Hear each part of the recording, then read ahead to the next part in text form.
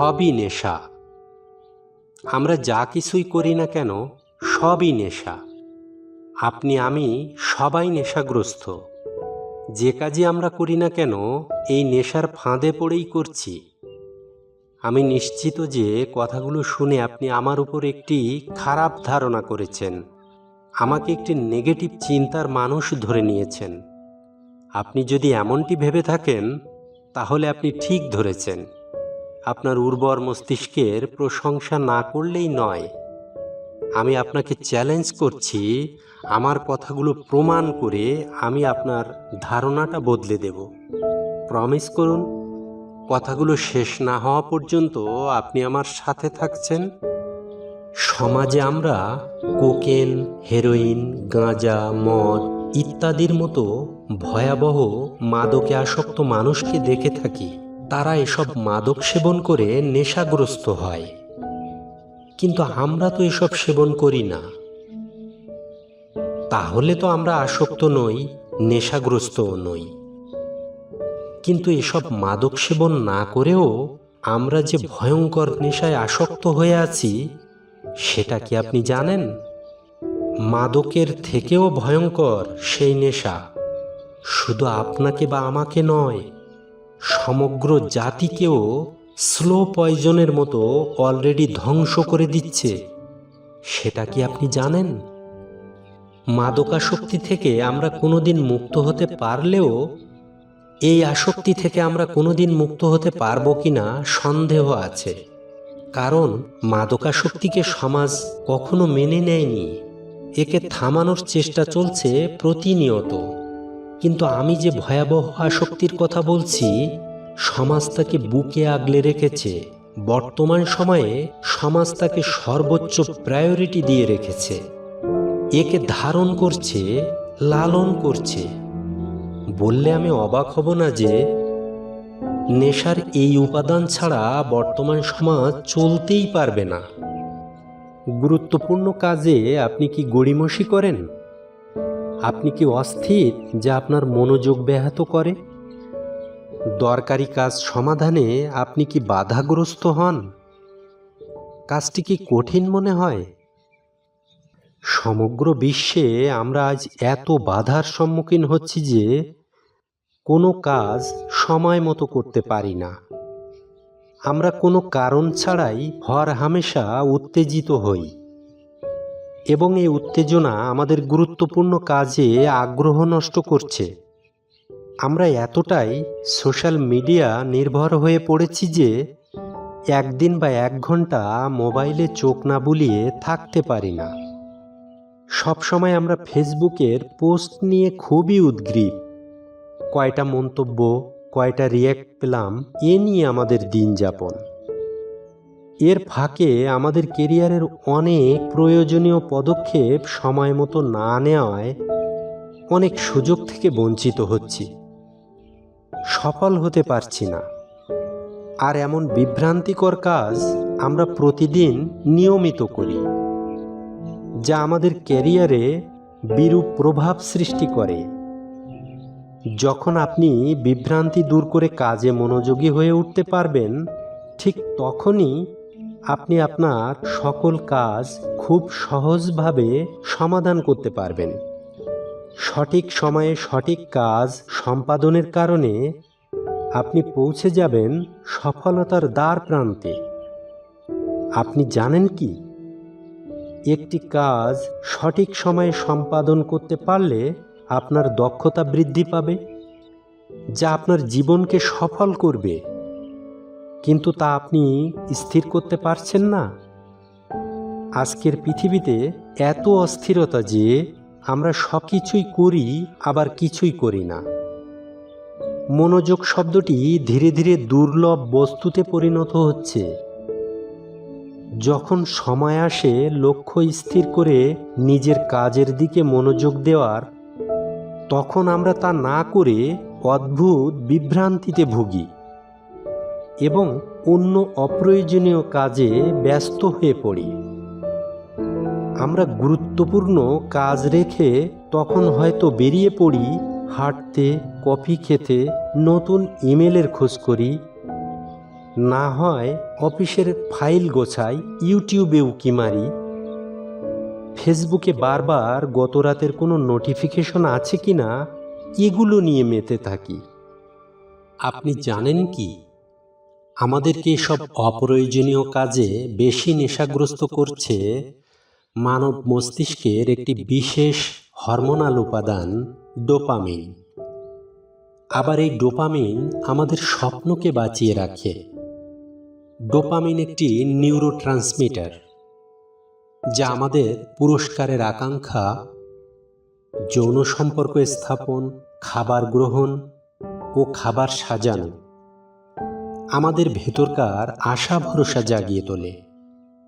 এই নিউরোট্রান্সমিটার আমাদের বাঁচিয়ে রাখে এবং জীবনে টিকে থাকা ও সন্তান উৎপাদনে সাহায্য করে, যার জন্য আমরা বেঁচে আছি ও স্বপ্ন দেখতে ভালোবাসি।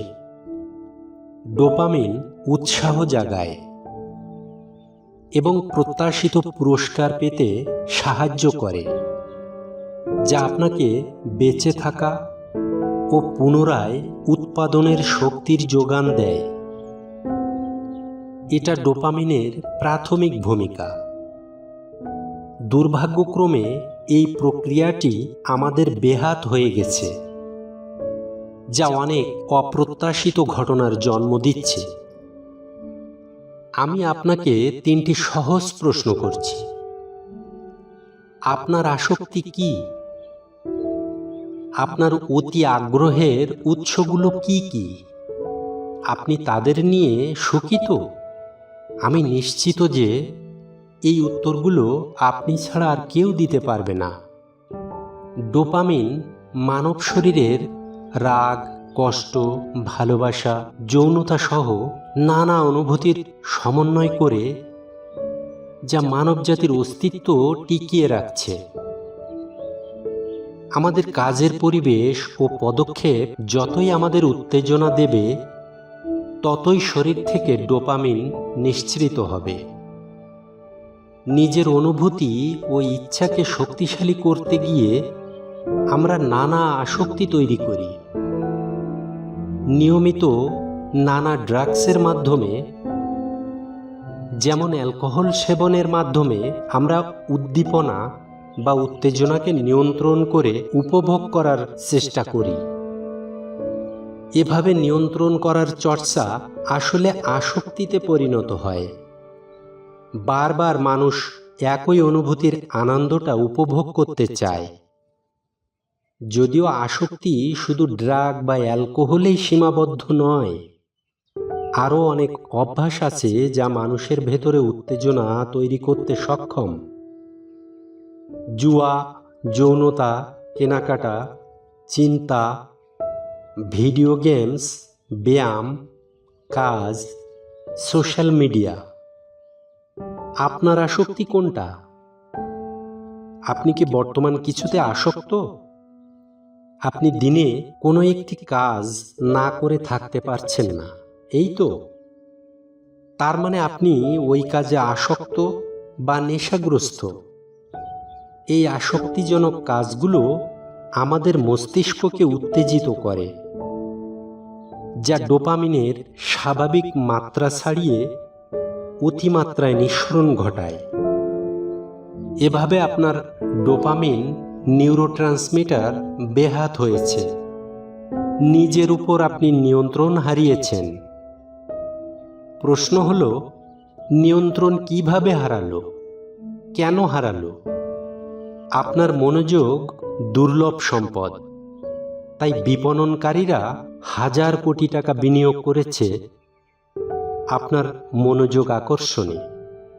অনেক অ্যাপস তৈরি করেছে আপনাকে পাকড়াও করতে। ফেসবুক, ইনস্টাগ্রাম, ইউটিউব প্ল্যাটফর্মগুলো জানে যে যতক্ষণ ওরা আপনাকে ওদের কাছে ধরে রাখতে পারবে, তত ওরা টাকা গুনবে বিজ্ঞাপনের মাধ্যমে। ওদের সর্বশ্রেষ্ঠ গবেষণা হচ্ছে নোটিফিকেশনের ব্যবহার। আপনার পোস্টটি কারো নজর কাড়ল কিনা তা জানার জন্য আপনি কতবার যে ওই লাল ছোট নোটিফিকেশনের ঘরটি ক্লিক করছেন একটু ভাবুন তো। কতটা সময় নষ্ট করছেন তাতে? 1 বছরে 100 ঘন্টার বেশি হলেও অবাক হওয়ার কিছু নেই। ধন্যবাদ জানাই এসব অ্যাপ্লিকেশনের অ্যালগরিদমকে। ভাবুন তো কত আকর্ষণীয়ভাবে আমাদের সময়গুলোকে শিকার করে নিচ্ছে।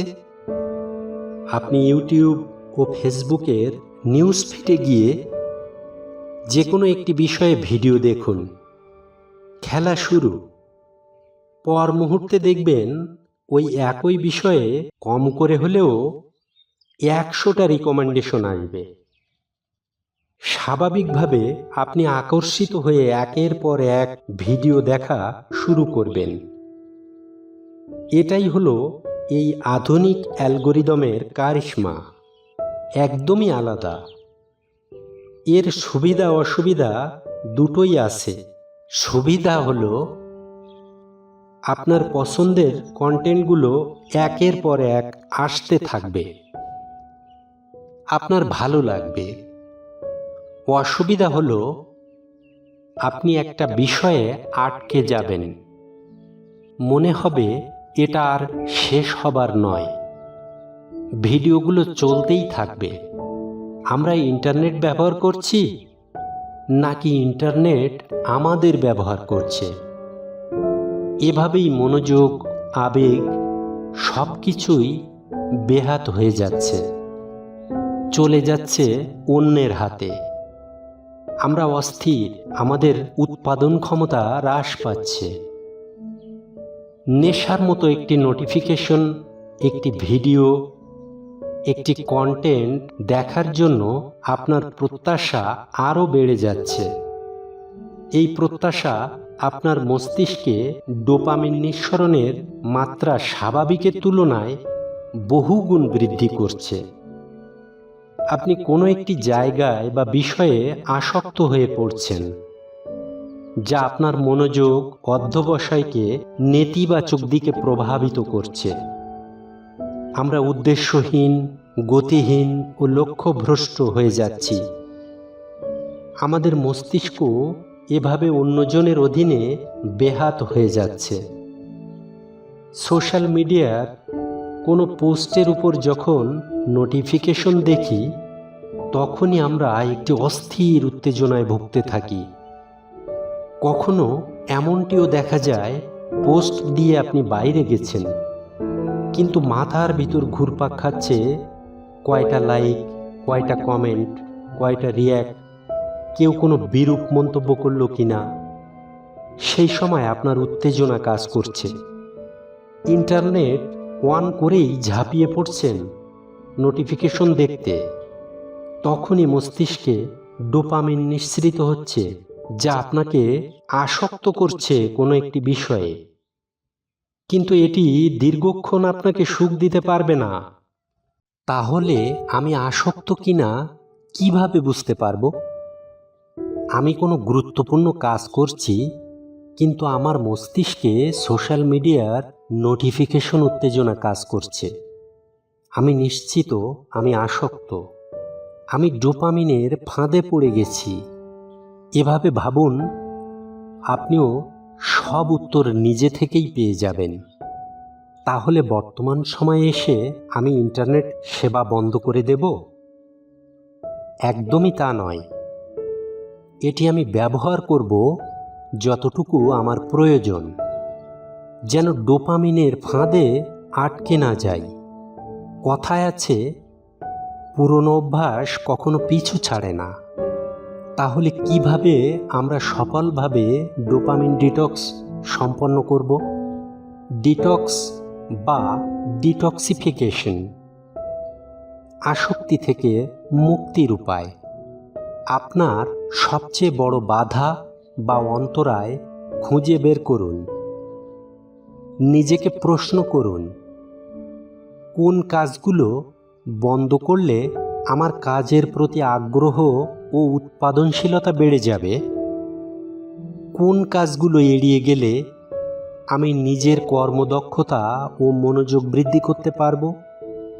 সঠিক উত্তর না পাওয়া পর্যন্ত ক্রমাগত নিজেকে প্রশ্ন করুন। সঠিক উত্তর পেলে লিখে রাখুন। উত্তরগুলো চোখে পড়ে এমন স্থানে লাগিয়ে রাখুন। এটা আপনাকে সতর্ক করবে এড়িয়ে যাওয়া কাজগুলোর বিষয়ে। পরিবর্তন আনুন। অপ্রয়োজনীয় কাজগুলোর অংশগ্রহণ যেন কঠিন হয়, আর প্রয়োজনীয় কাজগুলোর অংশগ্রহণ যেন সহজ হয়। ফোন যদি আপনার সমস্যা হয়, নেটওয়ার্ক বন্ধ রাখুন। এরোপ্লেন মোডে দিয়ে রাখতে পারেন। বন্ধ করে আলাদা একটি ঘরে রাখতে পারেন। ব্যবহার সীমিত করতে পারেন। ফেসবুক কি আপনার অন্তরায়? তাহলে সমস্ত নোটিফিকেশন বন্ধ করে দিন। নিউজ ফিডে ইরেডিকেটর ব্যবহার করে সব নোটিফিকেশন বন্ধ করুন। ঘন্টার পর ঘন্টা ইউটিউব দেখার অভ্যাস ছাড়তে পারছেন না, এই তো? গুগল ক্রোম নেভিগেটরে ডিএফ টিউব ইনস্টল করুন, অথবা এমন একটি অ্যাপস ব্যবহার করুন যে সমস্ত সাজেশন ও নোটিফিকেশন মুছে ফেলতে সাহায্য করবে। তখন শুধু প্রয়োজনীয় ভিডিওগুলোই দেখতে পাবেন।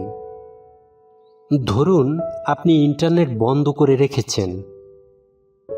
যে মডেমে আপনি ইন্টারনেট চালান সেটা বন্ধ, আর মডেমটি দূরে রাখা হয়েছে। এবার যদি ইন্টারনেট চালু করতে চান, বন্ধ মোবাইল খুলতে হবে, অন্য ঘরে যেতে হবে, এরোপ্লেন মোড অন করতে হবে, মডেম চালু করতে হবে। এতগুলো ধাপ পেরিয়ে আপনাকে ইন্টারনেট চালু করতে হবে। এতগুলো ধাপের কারণে আপনি ফেসবুক, ইউটিউবের আগ্রহ হারিয়ে ফেলবেন। এভাবে আপনি অপ্রয়োজনীয় কাজকে কঠিন এবং প্রয়োজনীয় কাজকে সহজ করতে পারেন। এটি একটি উদাহরণ হতে পারে। সকালের শুরুতে ঘুম থেকে উঠেই যদি ফেসবুক, ইউটিউব নিয়ে পড়ে থাকেন, আপনি সারা দিনের দিক নির্দেশনা হারিয়ে ফেলবেন। মেডিটেশন করুন, হালকা ব্যায়াম করুন, মিউজিক শুনতে পারেন, দিনের লক্ষ্য নির্ধারণ করতে পারেন। সবসময় ইতিবাচক মনোভাব রাখার চেষ্টা করুন। কথায় আছে, বলা যতটা সহজ, করা ততটাই কঠিন। ডোপামিনের এই ভয়ঙ্কর ফাঁদ থেকে নিজেকে বাঁচাতে নিজের সুবিধা মতো কৌশল অবলম্বন করতে হবে। নিজেকেই সরে যেতে হবে অপ্রয়োজনীয় কাজ থেকে। প্রয়োজনীয় কাজে আগ্রহ বাড়াতে হবে। তবেই অতিরিক্ত ডোপামিন নিঃসরণের ভয়ঙ্কর এই ফাঁদ থেকে আমরা মুক্ত হতে পারব। থিবাউট মিউরিস, বিখ্যাত ফরাসি ব্লগার, লেখক। তার লেখা ডোপামিন ডিটক্স বিখ্যাত গবেষণাধর্মী গ্রন্থ, যা আপনার ধারণাটি আরও স্পষ্ট করবে।